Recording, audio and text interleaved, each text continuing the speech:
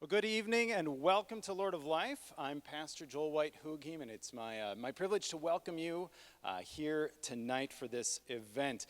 Thank you so much for being here tonight. It's really important. It matters that you're here because you're about to hear a hopeful and inspiring message, and you'll have the chance to connect with others, and above all, you'll be able to go out from here hopefully encouraged and charged up to do what you are led to do in your lives. And so just a couple details. So following Cory's talk, there'll be a Q&A with him immediately after, but then following that Q&A, you are invited to a meet and greet and refreshments in our fellowship hall. So as you leave this space, so the doors will be open in our fellowship hall, you can get some refreshments, chat with Cory, or if you're interested in learning more about this particular faith community, there's that opportunity to do that as well. So you're here to hear from Cory, and let me just tell you a little bit about him. So Cory Hepola is the host of Hey, It's Cory Hepola. It's amazing how that worked out. You were kind of a shoo-in for the show. And his show is from 9 to noon on WCCO Radio in Minneapolis, where he's been named one of the 100 people to know in 2020 for his leadership and creativity, and he was named that by Twin Cities Business. Now, before his transition to radio, Cory won 2 Emmys for Outstanding TV Anchor while at KARE 11, and has been called a game changer in local media, and has been on the cover of Twin Cities Business magazine. Oh, and you're gonna wanna know this. If you remember anything from tonight, this is what you're gonna want to remember, that Cory was also honored with a Harry Award, H-A-I-R-R-Y, for Best TV Hair in Minnesota. Yeah, it's very great. That's awesome. Yeah. That's awesome. And so that was right before the transition to radio, because that's like the pinnacle of TV success. It's like I'm at the top. At the top. They send you a trophy that is glass, and it's in the shape of a brush. Nice. I'm not kidding. And you didn't bring it? No, it's on the shelf. Oh, okay. Yeah. You don't want to break that. Yeah, no, it's very delicate. That's great. And so Cory's married to Camille. They've got 3 wonderful kids. I'm so happy that you're a part of our Lord of Life community. And let's welcome Cory. Thanks, Pastor Bill. Well, I think we can all agree that it is it's an honor to be a member here at Lord of Life. It's just a wonderful place to be and a wonderful community to be a part of. I grew up in the ELCA church, and so finding this as my home now as we've moved to the cities has really been a special part of our lives, Camille and our kids too.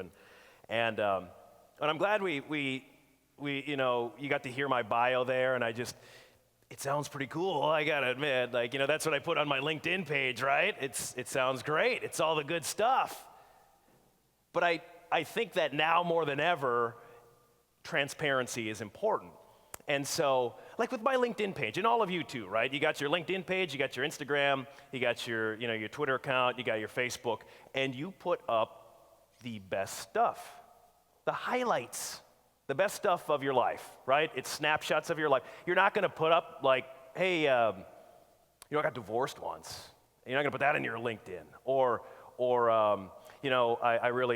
I struggled in high school. Or like for me, I'm not gonna put on, actually, before all the stuff at KARE 11 and WCCO Radio, I was rejected by 350 TV stations. I'm not gonna put that on there. I'm not gonna put on, I was laid off twice. Once, 3 weeks before our first son was born. I'm not gonna put that on there. I mean, that wouldn't really sell myself all that well. But see, that's what we do, and I think it's incredibly important to have that transparency, and because the road looks easy from the other side, and the Instagram filters look good, but we all deal with stuff, right? I mean, we all deal with issues, we all deal with problems, and everyone sees the success, but they don't see the struggle. They don't see the work that went into it or the hardships. And I think transparency is an important message now for everybody, but when I look specifically at our young people and what they deal with, I think that is an important message to know, that just because you see somebody out there, whether that's a person who's on TV a successful athlete, an Instagram influencer, whoever that might be, we don't know the whole story. And we don't know what they're dealing with. And we all deal with certain things. And we've all been blessed with unique gifts. And I think that's a message that we need to come out of here with too. All of us in this room are blessed with special, unique gifts. And these gifts are not meant to hide. They're not meant to be pushed down. They're not meant to be hidden. They are meant to be, God wants us to showcase these gifts. That's why he gave them to us. And I think I look at it almost as like a responsibility. I think of it as it's our responsibility to use our talents, to give back. But I think about what makes us unique. And I think for us to get to that pinnacle where we are using our gifts and using them properly, because it is our responsibility, I think there are 4 qualities that we have to discover within ourselves. We're going to talk about that here tonight. But I think there's 4 qualities that all of us, doesn't matter your age, doesn't matter if you're 10, 20, 30, 40, 50, 60, 70, it doesn't matter. We have to identify, for us to give back in this world, we have to identify these 4 main qualities. Number 1, what are your core values? What do you stand for? What's inside here? Number 2, what are your strengths? Every good leader, they know these things. They understand their strengths. What are your strengths? Number 3, what are your weaknesses? Understanding your weaknesses is just as important as understanding your strengths and your core values. Because then, once you understand your weaknesses, you empower others to help you with things that you're not so strong at. And it's okay. It's okay to not be, we're all good at things and we're all not so good at other things, and that's okay. Number 4, your purpose. What is your purpose? And we get up in the morning, when we have purpose, we jump out of bed. We look in the mirror, we're happy people.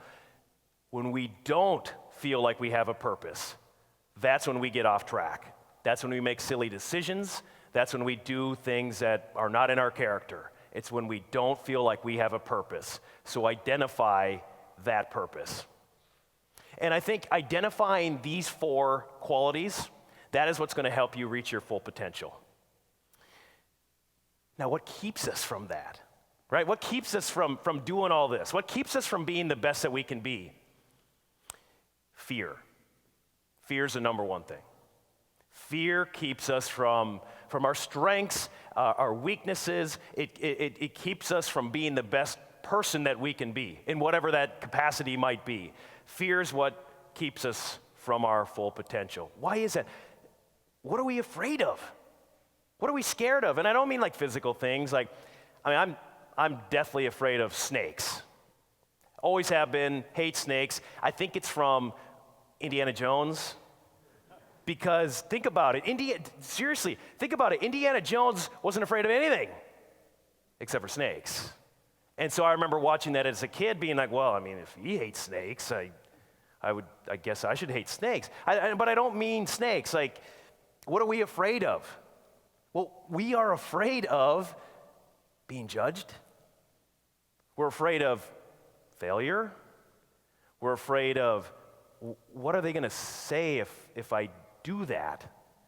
Or what are they going to say if I step out and put myself out there? And what if I leave this particular spot, go over here, and it doesn't work out? That's scary. So what does that do? That keeps us in our bubble. That keeps us from stepping out and doing maybe what's on our heart. Maybe we have this dream. Maybe we have this in our heart, but we're afraid.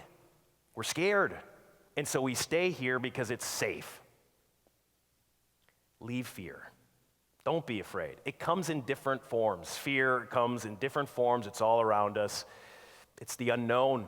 Lots of times it's the unknown. I don't understand. I don't know where I'm going. That's where our faith comes in.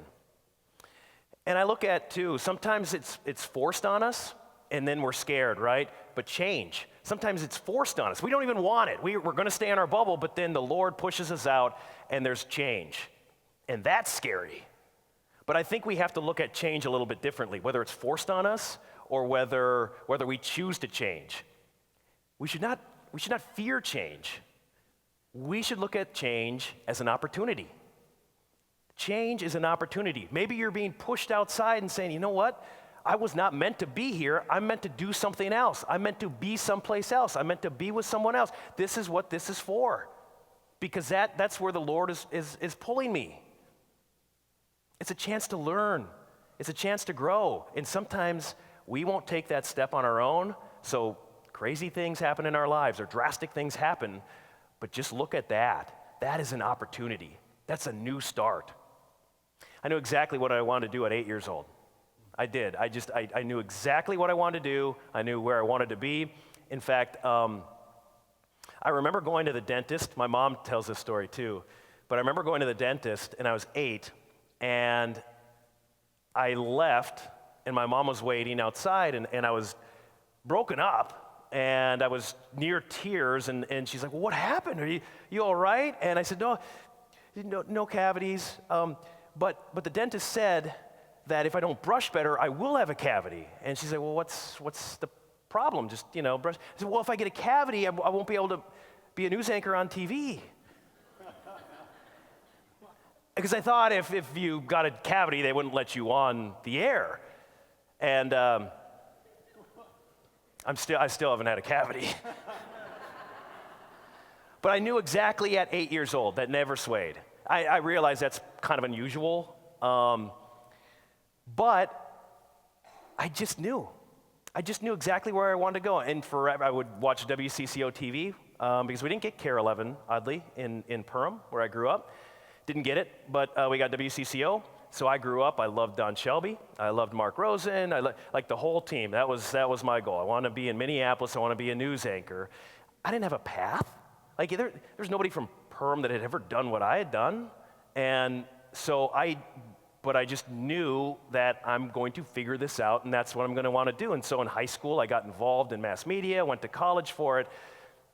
But something happened, and I think many of us go through this, right? We have a moment we can think of when we're in middle school, junior high, maybe it's high school, but there's that big life change that happened. For me, I can tell you specifically exactly when it was. It was 8th grade. Middle school's a tough age. If you have kids that are in middle school, some of you just came out of middle school, we know middle school's rough. Like middle school is tougher than high school. It's just that 7th, 8th, 9th grade, it's brutal.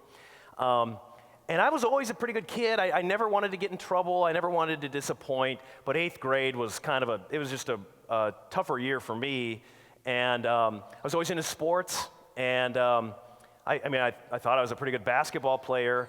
And in 8th grade, we had like 30 kids out for basketball, and everyone got a little bit of playing time and all that. But at the end of the year, they're like, okay, we're going to do this one power team, like basically the best 10 kids from the grade, and then they're going to represent in all the spring tournaments and all that. Well, I thought for sure, I was going to make the team. And I remember when I didn't get picked. Now, that's going to sound silly. It's 8th grade basketball. It doesn't. But you have to remember what it was like when you're in 8th grade. All your other friends were on the team. You wanted to be a part of that. Not only that, it's an ego hit because you thought you were good enough. And I remember going home and telling my parents, they got it wrong. The coaches, can you believe this? I deserve to be on that team. And lesson number 1, and I'm so thankful I have my parents. They did not say, you're right, let's go talk to the coaches. No, they held me accountable, and they said, you obviously didn't deserve to make the team. So what are you going to do about that? And I was devastated. I'm like, you're supposed to be on my side. But that was the best message I could have ever gotten. But they encouraged me. They said, go talk to the coach, find out just what happened. Don't go in a threatening way, but just ask them, what happened? Why didn't I make it? Is there anything I can do so that this doesn't happen again? If this is what you want. If it's not, don't worry. Don't worry. Choose something else that you like. But if it's something you're really passionate about and you like, go talk to the coach. Ask him what happened and ask, in 1 year, I don't want this to happen again. What should I do? So I did. And you know what the coach said? He said, you deserve to be on that team. You know why you're not? Because of your attitude and your work ethic. And I was devastated. And I'm thinking, what am I going to tell my parents? I'm thinking, how am I representing? There's not a lot of Hepolas. How am I representing my last name? And to this day, I've never felt that low. And I remember specifically saying, I will never let that happen again. I will never let that type of attitude come out of me again. Today is going to be a game-changing day for me. I will never let that attitude happen. I will never be outworked in whatever I choose to do, ever. And so I got to work, and I wanted it to be basketball. That was it in 8th grade. But being cut from the 8th grade team, I thought, okay, well, next year I want to make the team. 10th grade, I'd like to make varsity, and I made all these goals, and I set them up on my wall, and I pasted them up there, and I said, this is what I'm going to do, and I got to work every single day. And of course, it was basketball and homework and everything.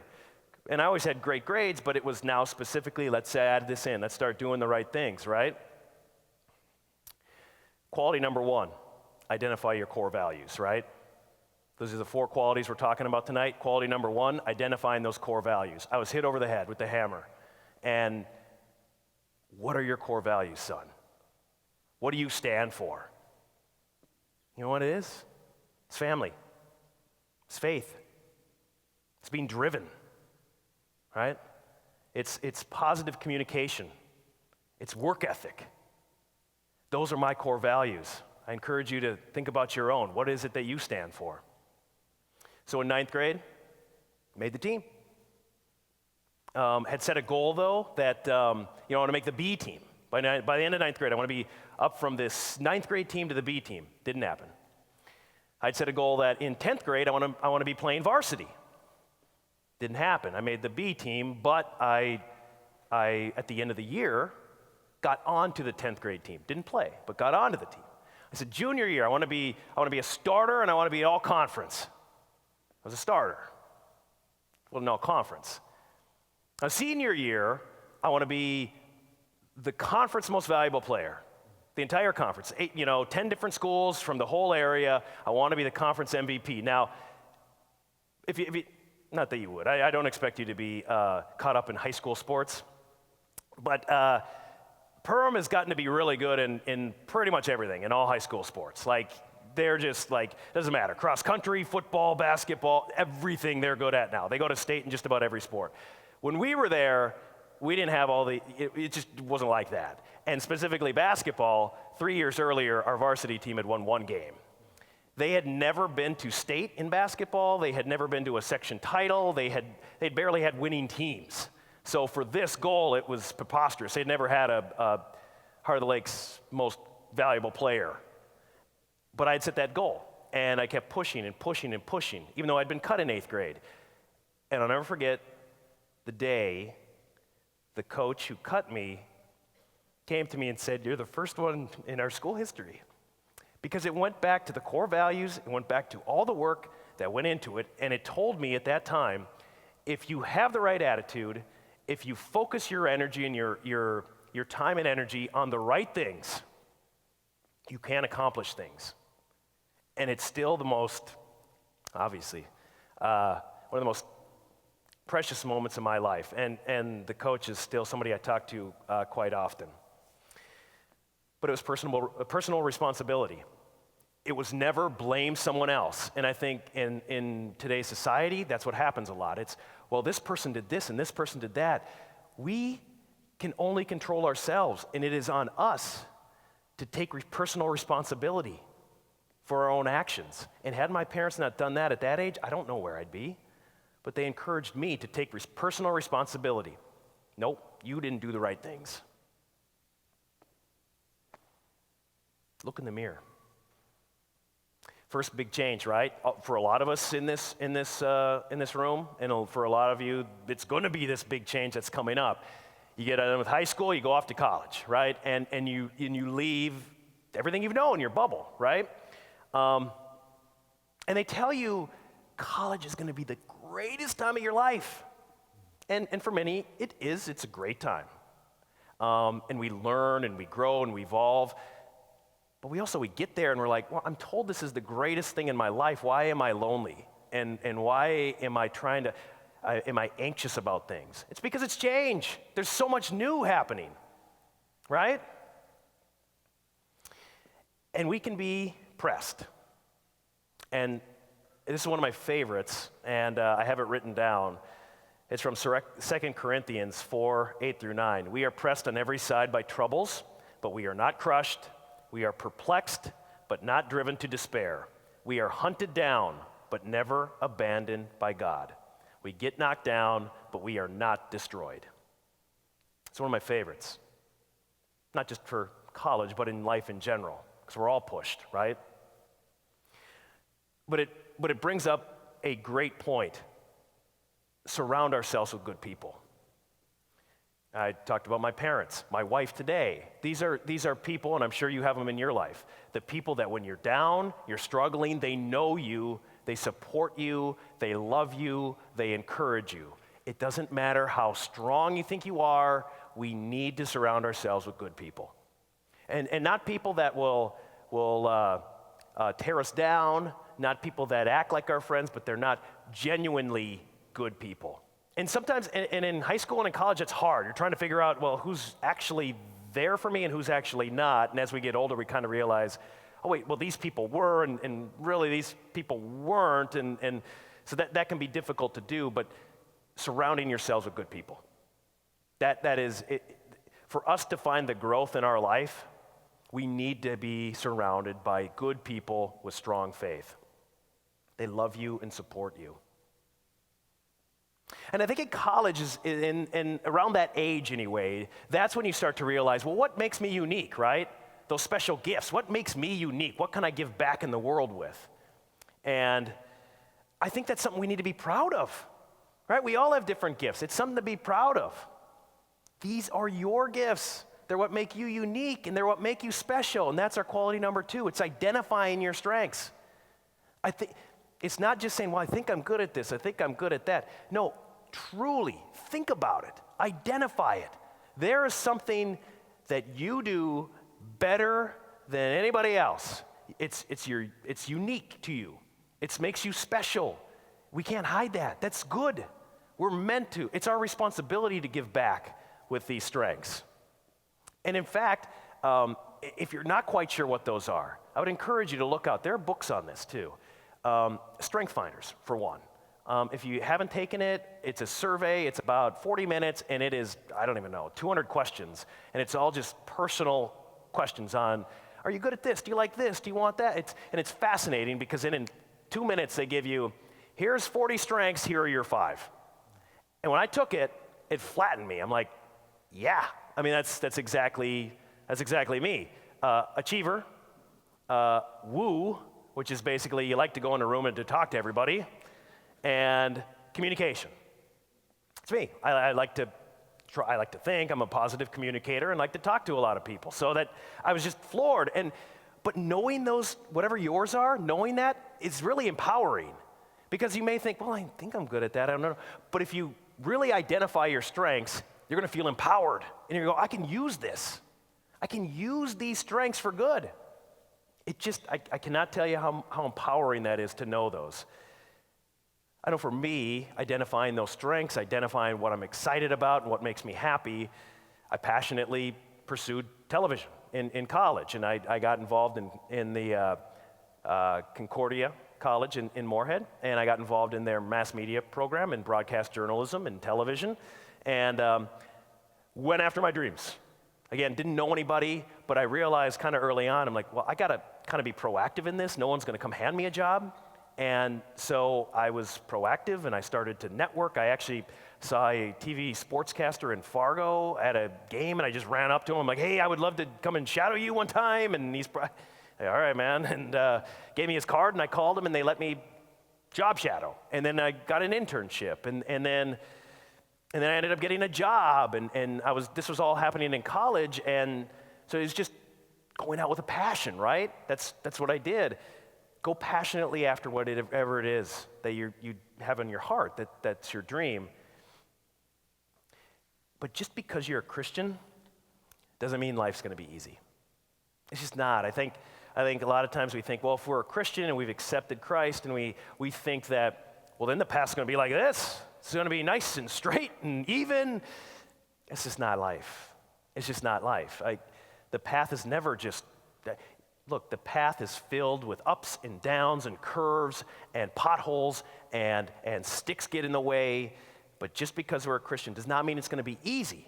But we have that faith that we can always rely on. So I got in Fargo and I got my dream job. Well, it was maybe the step before my dream job, right? But I thought, I'm like, well, I'll stay in Fargo. Like, my parents could watch. I was on TV. I was a sportscaster. I'm like, my parents could watch. I was just like an hour away from home. And I'm like, I'll stay here until I can go to Minneapolis. Like, until I'm good enough to go to Minneapolis, which will be like 6 months. I'll be fine.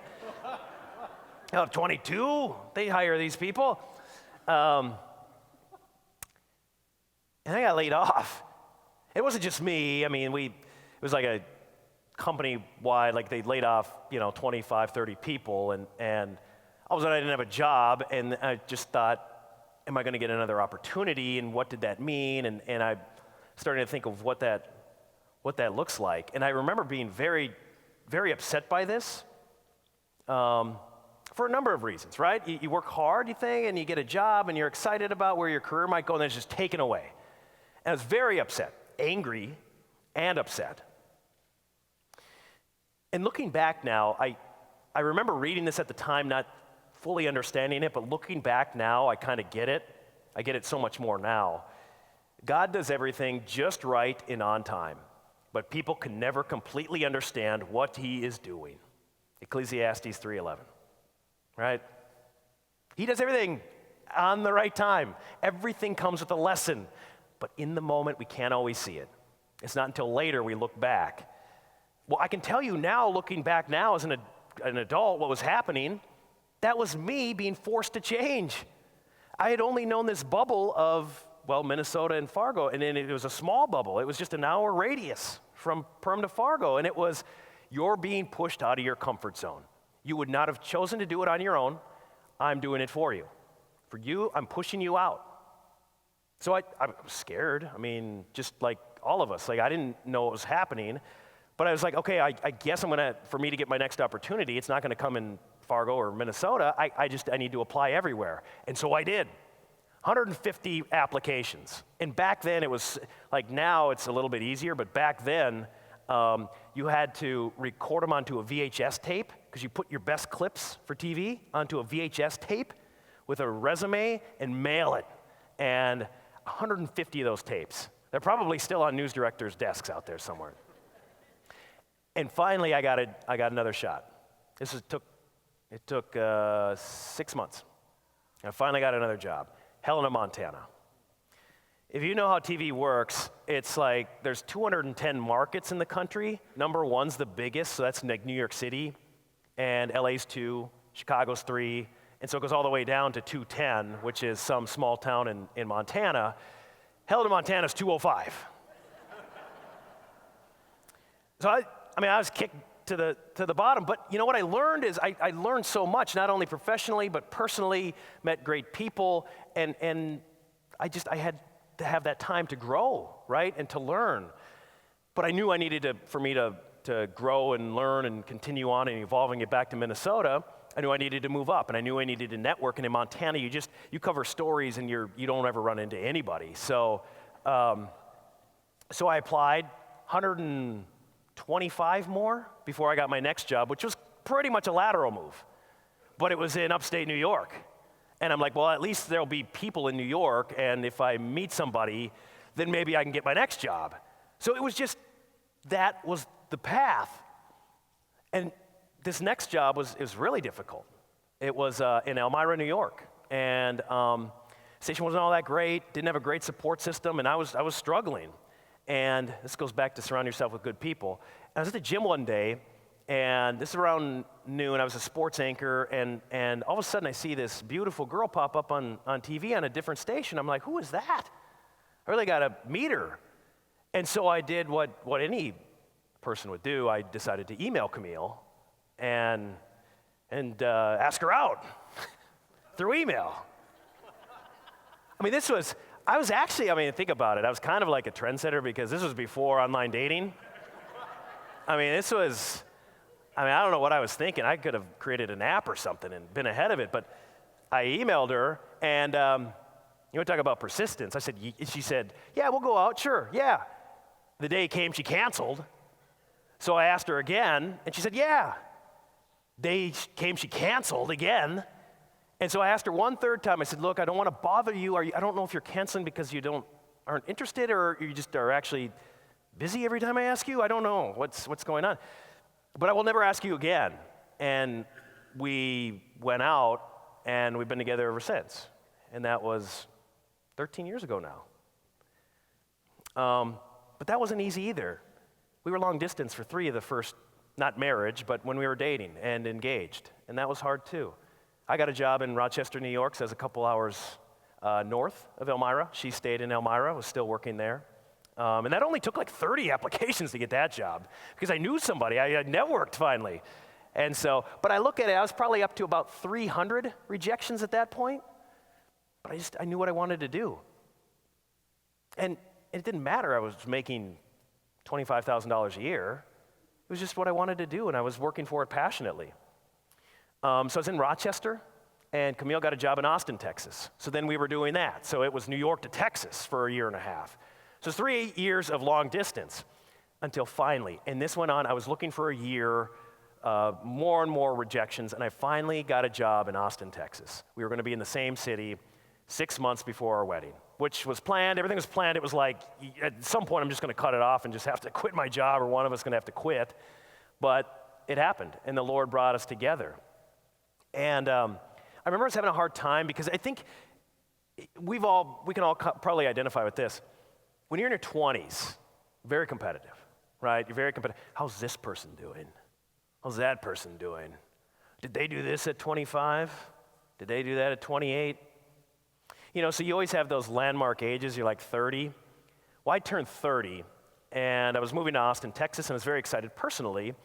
But I think when I was a kid, I thought, well, I'd be in Minneapolis by 30, and here I was in a nice city, but a smaller TV market, and I wasn't making very much money at all, and thinking, I wasn't even a main guy. I was kind of behind the scenes, and I was just thinking, I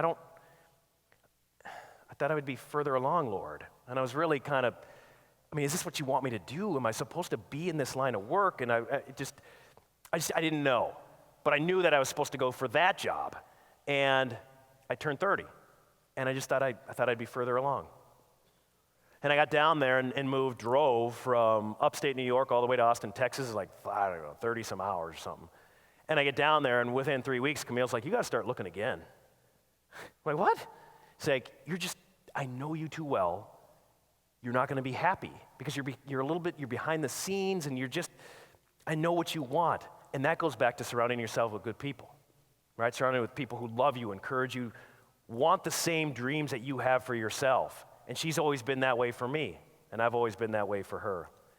But at this point, I'm rejected, been rejected by 350 different TV stations, been laid off once, and sometimes I think we can all ask the question, I don't really understand what's happening, but I think that's when we're being prepared, right? Those are the moments we're being prepared. So I'm 30 thinking, I don't know if I should be in this line of work or not. I just need to apply and put myself back out there. And before I turned 31, I got a job in Houston, Texas, it's a market bigger than Minneapolis, and it was like that step up that was like, oh, okay,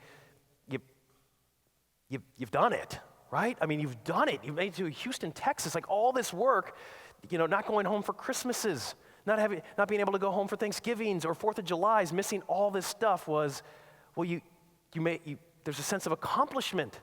We made it. And we were so excited. We both moved to Houston. We bought our first house. The network I was working for broadcast over 5 states. We were nominated for all these Emmys. We were doing such great work. First house, married. We were going to have a baby. And it was just so exciting. And then me and 99 others got laid off 3 weeks before my son was born. Unprecedented too, by the way.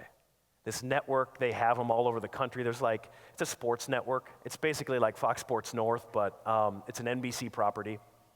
And I was one of the hosts for Houston Astros, Houston Rockets, and all that. And 100 of us got laid off. Never happened before. Never. Not once. Just one time. If you Google it when you get home, you'll be like, oh, wow, that's the one. Yeah, that was me. And I got laid off. And I was depressed. But then our son's born. So you have these two feelings of like, boy, the greatest high, and many of you, if you've had kids, you know, like it's cliche to say that kids change your life, but no, they really do. Like, completely life-changing, new perspective. But then the worst thing to ever happen professionally, because now you had 2.5 years of this, wow, we made it, to now you're laid off, and you don't know if you're ever gonna get a job at that level or do in TV again. You just don't. I had no idea. And so you had these two competing things, and after our son was born, about a month goes on, and I'm just at home, and I'm really struggling. I'm so happy, but I'm also sad and depressed. And I'm not somebody, I mean, listen to the way I talk, I'm not a depressed guy, but I was having a really hard time. And we all do. Transparency, right? We all do. I was depressed, I was anxious, I was stressed, and then Camille said something to me that I'll never forget. You can't control your life, but you can control your outlook. Are you going to choose to be happy? Or are you going to choose to just continue on and say, okay, well, no. No, are you going to find solutions, or are you going to just wallow? Well, no, I'm going to choose, right? I'm going to choose. 5 months went along, more and more rejections. Looking for TV jobs. In fact, I was proactive because I'm like, I don't have a job, but wouldn't it be great to go back home to Minneapolis? That was a dream, and now like I've got a little bit of cred because I'd worked in Houston, and they could be like, well, okay, maybe. So I reached out proactively to, well, I won't name them, but you could probably guess, stations that aren't care, and I just proactively said, hey, I don't have a job, but here's my reel, and I know you're looking for a news anchor, and just give me an audition. 10 minutes, I'll come in, I'll fly myself up there, I'll stay with family, it doesn't matter, I'm from there, just give me the time. And one station in particular wrote back to me and said, don't bother. I don't think that you can work in this market. And to hear that when you've been laid off, and it kills. It really hurts, right? I read this. It was right around the time that I got that rejection. And I broke up. We also rejoice in our sufferings because we know that suffering produces perseverance, character, and character, hope. And hope does not disappoint us, because God has poured out his love into our hearts by the Holy Spirit, whom he has given us. Romans 5, 3-5. And that's my favorite. That's my favorite one. KARE 11 had an opening, and I decided I was going to apply for that one. I wasn't getting in anywhere. I'd applied, I'd followed up a couple different times. This went over for a couple of months. I'd applied, followed up, wasn't getting anywhere. So I knew I needed help. And actually, I was sitting in church in Houston when the light bulb went off. I'm like, how did I never think about this? And I went back and I emailed a former general manager that I had worked for, said, hey, I know that you're in the same company as KARE 11. Is there any way you could just send the general manager a note saying, I know this guy, great work ethic, just listen to him, just hear him out. I know he's from Minnesota. Could you do that? And she said, absolutely. But it was because the character I'd shown at her place. She emailed him. The next day, I got an email from KARE 11 saying, hey, I've seen your stuff. Kind of interesting. Would you want to fly up for an audition? They flew me up, and it progressed from there. But that's number 3, right? That's the third quality. As we talk about core values, identifying your strengths. Number 3, identifying your weaknesses. I knew I could not get that job on my own. I couldn't. I didn't have the I didn't have the reel, the tape. I didn't have the background. I had only pretty much done sports. I had not done news. There was a lot there. I identified the weaknesses and said, but you know what? If they give me the shot, I know if I network correctly that I can show them that I'll be the right pick. And with KARE 11, worked out.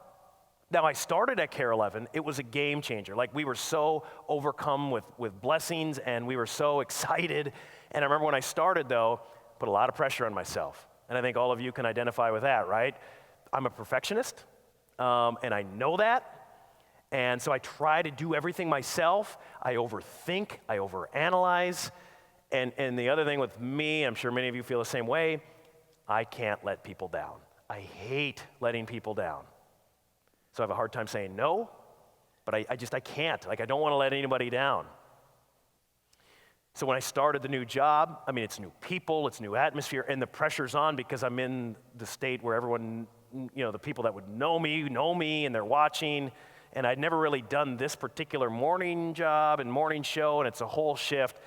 And I was struggling personally, just that I was so excited, but I was like, man, I'm just not myself on the air. Like, I'm not performing to the level that and I don't get it. And so identifying your weaknesses, right? A lot of self-reflection comes there. And that's when you go, you know what, I'm going to empower others around me too. So with our team, I'm like, hey, how about you do this, and how about you do that, and how about you do that? That ended up accentuating the team. And so it felt good when, in October 2016 when I won my first Emmy for Most Outstanding TV Anchor. And it felt rewarding because of the teamwork we had put into it, because it's a team award, but it felt rewarding too knowing that, their stations had said, you'll never make it, right? I mean, of course, it feels good to know that all the work and the right attitude, that stuff can pay off. Won again. But do you ever get that feeling where you're like, I know I have something else to offer? Now, I've gotten this question many times. Why did you leave KARE? It's a tough question to answer because I started to get this feeling after 3 years. I don't know what it is, but I feel like I'm being pulled for something else. The dream for me was kind of morphing, and it was kind of changing, and maybe you've had this in your life at certain points. So I just started to proactively meet with different leaders who I admired, and CEOs, and entrepreneurs, and just like, I'm not sure, I love my job, but I just feel like I'm being called to something else, and these people are faith-driven leaders and people that I look up to, and their message was, think about your purpose. You're a dad now, right? And we had twins, which, let me tell you that story someday.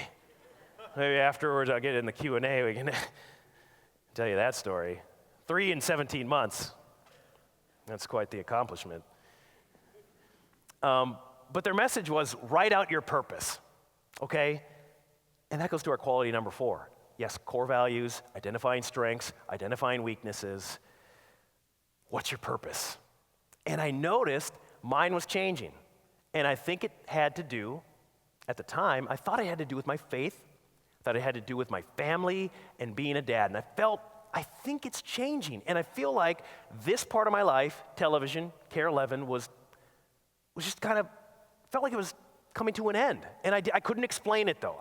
But I just knew that something was brewing up inside. But I didn't want to be scared of it either. Because think about that. That sounds crazy. Like, you work your entire life to get the place, you get to the place.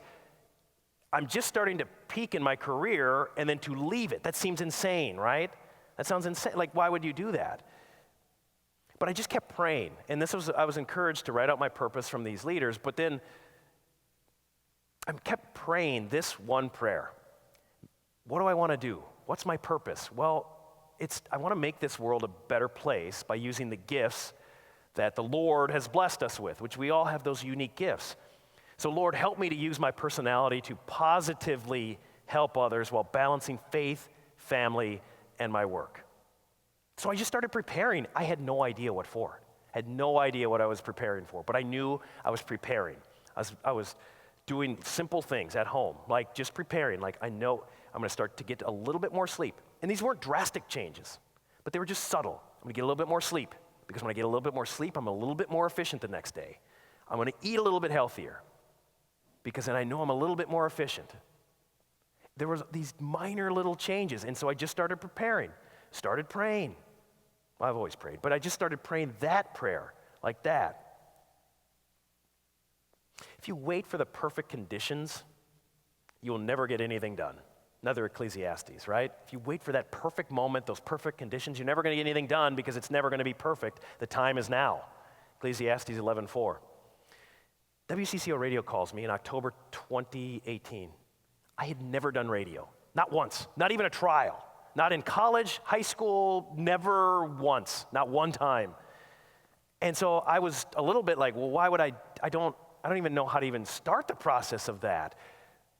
But I felt like, well, this call it came out of the blue, and so the Lord must just want me to be at least intrigued, right? I'd been praying for this for weeks and months, like, hey, Lord, if you're calling me for something, and if it's out of TV, whatever that might be, in the private sector, in the public sector, out of TV, out of the mass media, it doesn't matter. I'm fine with it now. I'm comfortable with it. And then they called. And it was just like, I don't know, Lord, this seems crazy. I don't have any idea, but let me meet with them. I decided I'm never going to make up my mind on a decision before hearing people out, because you just don't know. Because what if there's an opportunity that comes up and, oh my gosh, that's what I'm being called for, but if you'd shut it off before even hearing somebody out, you could miss it. I'd never done anything like it. And I told them, when I started the show, I said, here's what we want to base it on. I talked about my core values, talked about what I knew my strengths were, I knew what our weaknesses are, and I said, I want to build my show. I know what they say for talk radio. They say, pick a side, debate, yell, scream, and that's good talk radio. Do that. And I said, that's cool, I'm not going to do that. I'm going to do the exact opposite, and we're going to balance, and we're going to listen, and we're going to have some fun, and our purpose is going to be to inspire, to inform, and entertain. And here are our tentpole ideas, and we're going to talk about the great things happening in our community. And they said, great, go for it. And that's when I knew. They didn't make me say, well, no, they didn't make me sacrifice my beliefs. They said, go for it. And, I just been there over 1 year now, and they have never made me compromise one time for my beliefs or for what we stand for as a brand and as a show. And that's how I still know to this day why it's the right spot, because we have great leaders there who do these same things, who they understand their strengths and weaknesses, and they empower others. And that's a great work environment to be a part of. But it was a risk. We go back to fear. Why do we not reach our full potential? It's because of fear. I was just ascending in TV. I was just getting to the point where I'd worked for all this, just to that point. But this was I don't know, there's something else out there. But it was a risk. What if I'm no good at this thing that I've never tried? What if I'm not good? They could lay me off in a year. And I would have given up a career that I'd worked so hard to attain. But don't let that fear keep you from your full potential.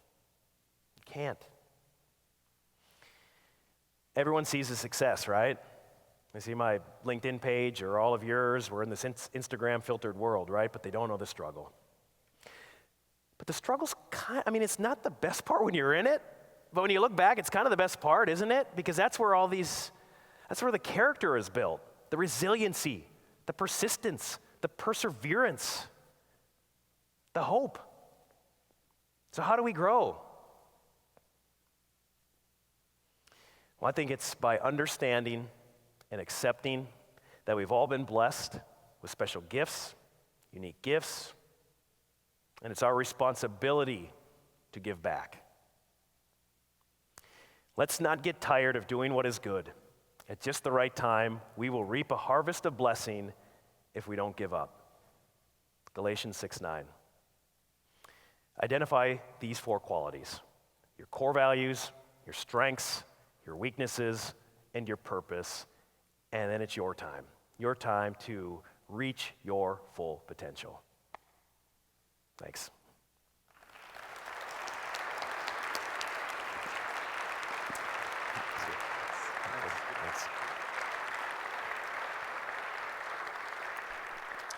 Cory, thank you so much. We do have a few minutes for a Q&A in here right now. And before we move to our meet and greet time, are there any souls brave enough to ask a question at this point? Any follow-ups? Want to hear about more struggles? I could tell you the twin story real quick. Hey, you want to hear that? Oh, yeah. What was it? It was October 2016 now. No, I'm sorry, October 2015. So our oldest son is Cormac. He was born in November 2014. And so during that time, I'd been laid off. We got the job in Minnesota, so we had moved our whole family from Houston to Minnesota and been here a couple of months. And we were pregnant. We knew it pretty, and we wanted our kids to be kind of close in age. So we thought, okay, great. Oh, wow, this is amazing. It happened right away.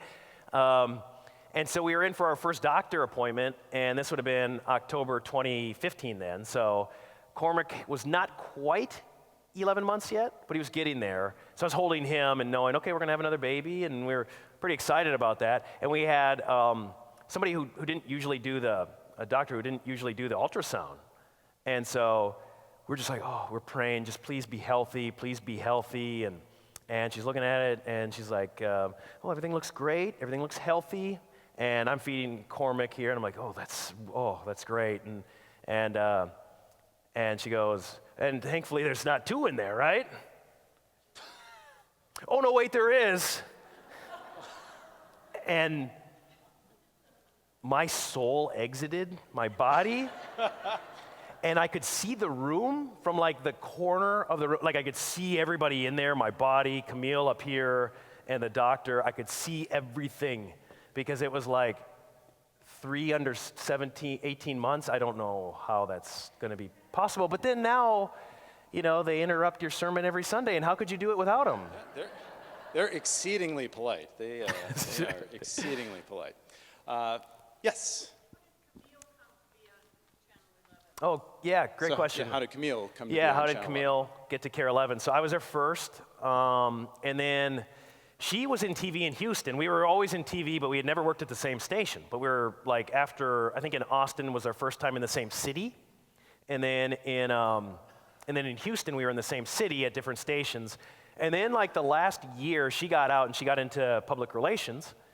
And so when we came back home to Minnesota, she was applying for a bunch of public relations jobs, but she wasn't getting them. She'd be like a finalist for all of them, and she wasn't getting them. And she was always like, second place, second place, second place. And then there was other jobs that she could have gotten, but it wasn't like at the level she was working at. So she's like, well, I don't really want to take a step back. Care 11 had an opening, and I was like, well, would you be interested? And she's like, well, yeah, I think so. And so she went in for an audition, and they didn't let her leave. So it kind of happened pretty quick. Great. Yeah. Other questions?